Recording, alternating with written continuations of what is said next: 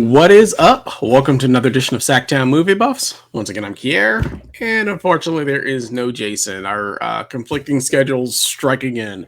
That, and he also reviewed this film, but then, I don't know, said that he fell asleep or something of that nature. That's what old people do, they fall asleep. So he fell asleep on the film and then needed to rewatch it again. I think he might have rewatched it again, but in any event, I'll be reviewing this film by myself, and that film is obviously going to be Ghostbusters Afterlife. So I say, without further ado, I say we get right into it.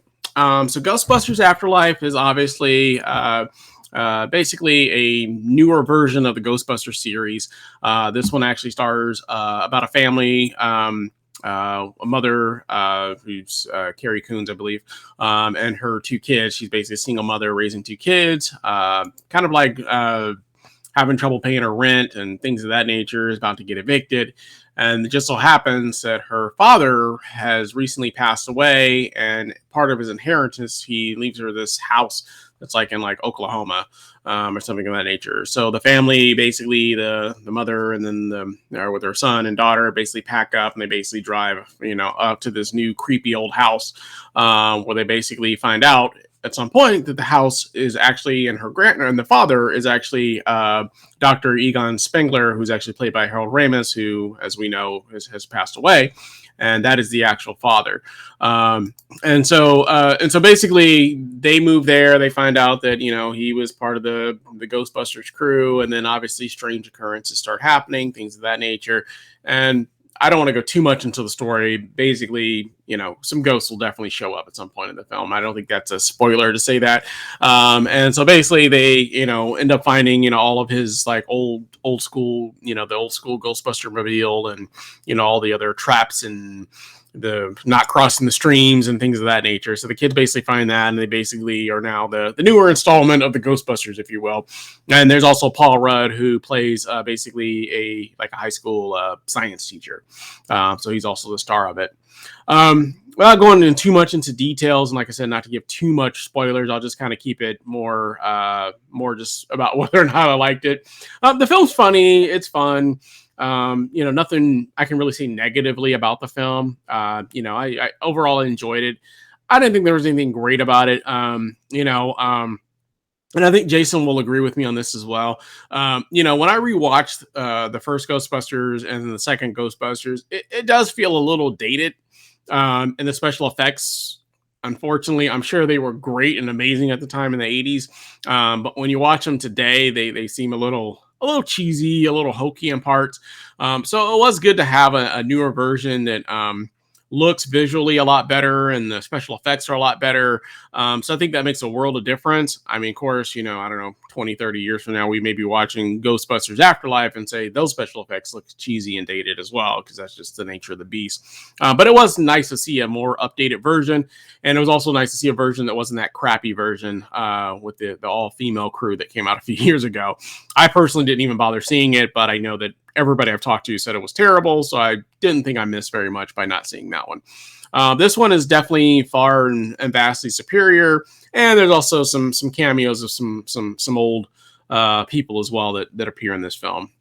Like I said, I enjoyed it. I thought it was fun. I didn't love it. I don't think I liked it as much as Jason did, but I definitely did enjoy it.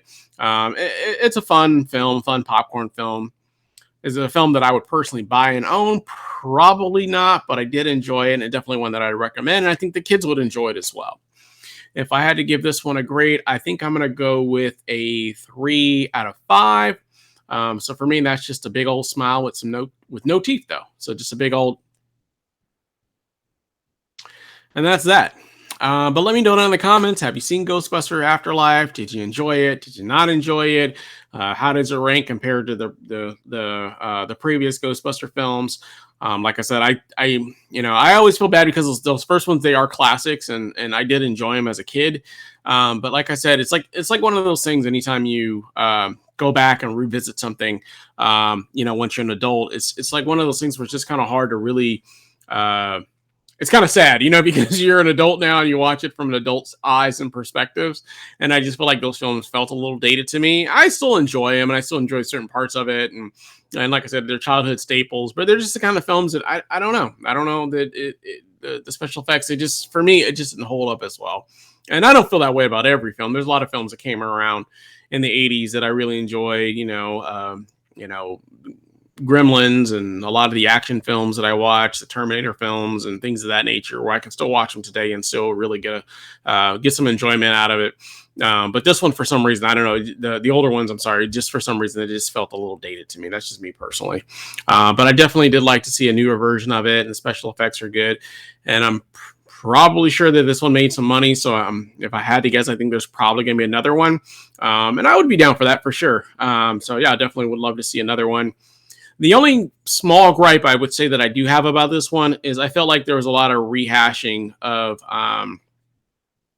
some of the same similar kind of ghosts that you see in the previous film. So it's kind of a throwback to the old one. And it's not a spoiler because you see most of it in the trailers, with like the little mini marshmallow guys and things of that nature. So that was the only small gripe that I had with it, is that I would have loved to see some newer, more original ghosts. And even kind of one of the main baddies, if you will, was kind of a throwback from the previous films also. So I don't know. Like I said, I just would love to see a newer version of Ghosts. It's 2021, almost 2022. I think that we can definitely up the ante a little bit and show us some newer, some better special effects, some better ghosts. I think would be great. Let me know down in the comments, did you like Ghostbusters Afterlife? How does it stack up to the previous films? As always, if you like the channel, we ask that you like, subscribe, make sure you hit that bell notification, and we'll be back again with another show for you guys again real soon. We thank you for watching and hope you have a great day. Bye.